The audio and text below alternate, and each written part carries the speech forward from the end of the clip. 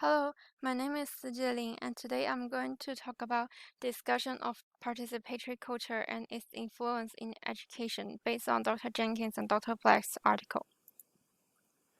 For the first article, Confronting the Challenges of Participatory Culture by Henry Jensen, Dr. Jensen discussed the concepts of participatory culture and how this online community and participatory culture affect students' ways of learning.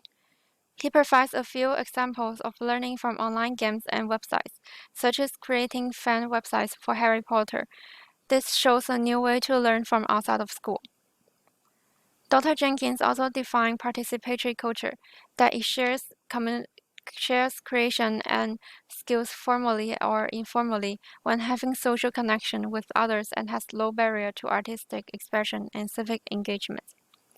Here's also another quote of Henry Jensen, that participatory culture shifts the focus of literacy from one of individual expression to community involvement.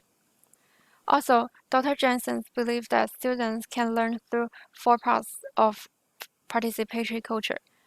That is affiliation, expressions, collaborative problem solving, and circulation. Dr. Jensen also talked about affinity space, which engages with popular culture and provides more learning opportunities.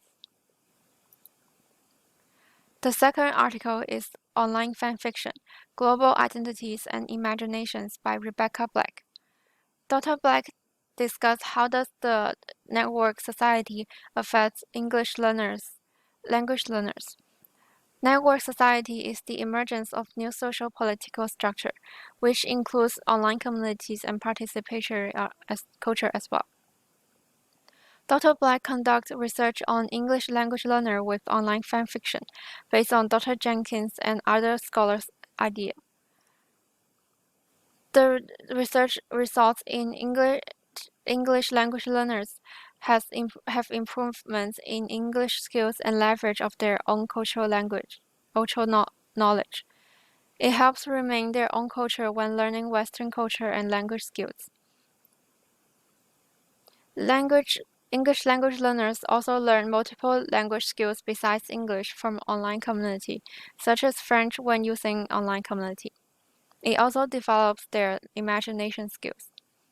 Dr. Black believes that online community provides more linguistic, cultural, and ideological materials, that online community can bring benefits to English language learners.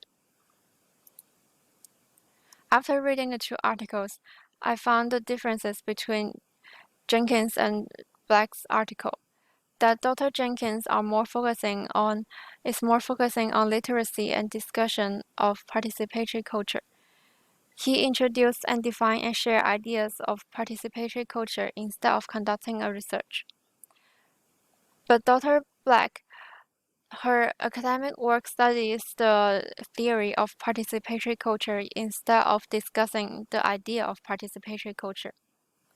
She has research study and focus on applying theory of participatory culture with English language learners.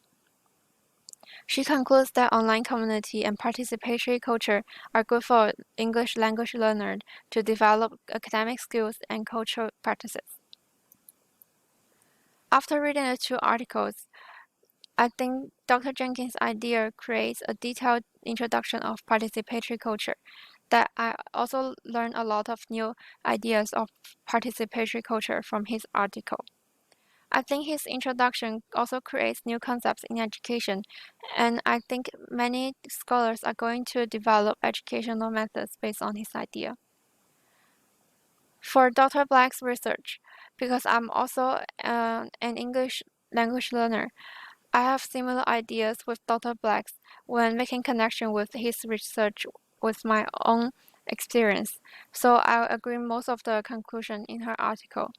However, I think Dr. Black's research might be limited by her sample because she only conducts the research with few people, so this might not be able to apply her conclusion to most people.